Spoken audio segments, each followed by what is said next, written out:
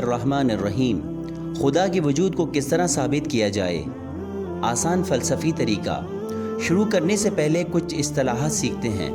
लफ्ज़ वाजिबुल वजूद का मतलब है कि ऐसा वजूद कि जिसके होने के लिए किसी दूसरे वजूद पर इन्हिसार न हो और ना ही किसी की ज़रूरत हो,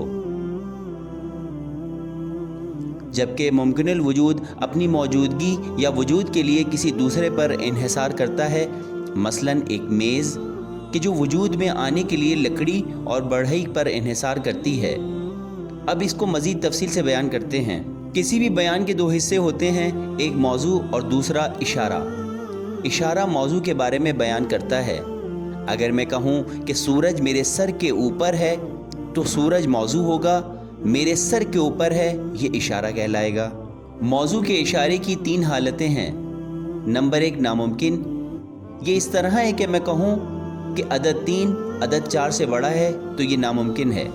नंबर 2 वाजिब। ये इस तरह है कि मैं कहूँ कि अदद 2 अदद 4 का आधा है और ये वाजिब है क्योंकि ऐसा ही हमेशा होगा। नंबर 3 मुमकिन।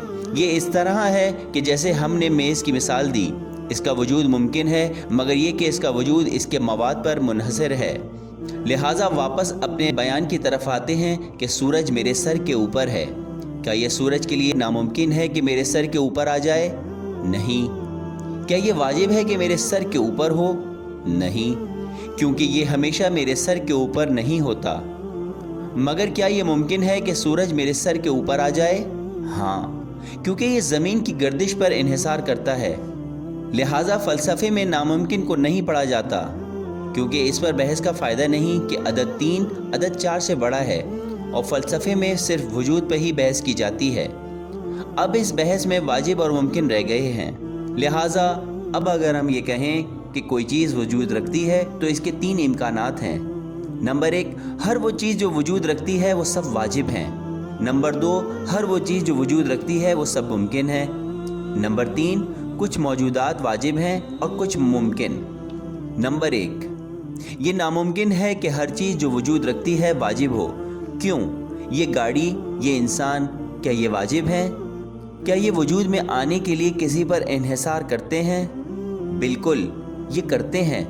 गाड़ी अपने मवाद और इंजीनियर पर इन्हिसार करती है और इंसान वजूद में आने के लिए अपने माँ और बाप पर इन्हिसार करता है। लिहाजा ये इस बात की नफ़ी कर देता है कि हर वो चीज़ कि जो वजूद रखती है वाजिब हो।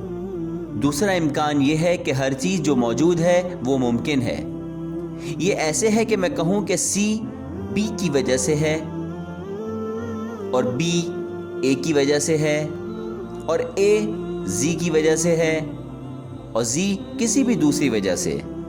ये इस तरह हमेशा चलता रहेगा, लेकिन ये नामुमकिन है और ये तसलसल भी कहलाती है क्योंकि मंतिकी एतबार से हमें मालूम है कि हर चीज़ कहीं ना कहीं जाकर रुकती है।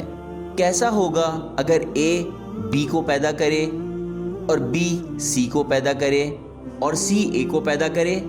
ये दौर कहलाता है। ये भी नामुमकिन है। इसलिए ये तमाम चीज़ों के वजूद में आने के इम्कान को भी ख़त्म कर देता है। तो अब हमारे पास तीसरा इम्कान रह जाता है, जो ये है कि कुछ वजूद वाजिब हैं और कुछ वजूद मुमकिन, जो सही जवाब है। और वाजिबुल वजूद जिसको वजूद में आने के लिए किसी की मदद की ज़रूरत नहीं होती या किसी पर इन्हिसार नहीं करता, तो वो अल्लाह तबारक व तआला की ज़ात ही हो सकती है, जिसे आगे के असबाक में बयान करेंगे।